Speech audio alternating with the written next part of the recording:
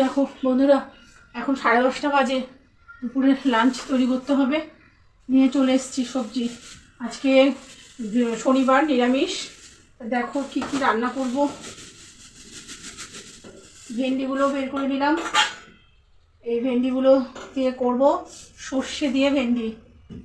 এখানে দেখো কিছু পটল বের করেছি, এগুলো ভাজা হবে এই পটলগুলো।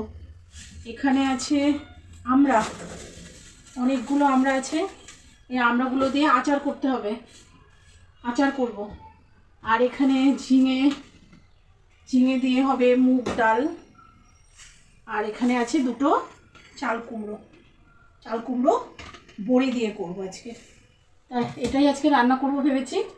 তা চলো এগুলো একটু বানিয়ে টানিয়ে রেডি করে নিই, তারপরে রান্নাটা বসিয়ে দেবো। টাটা।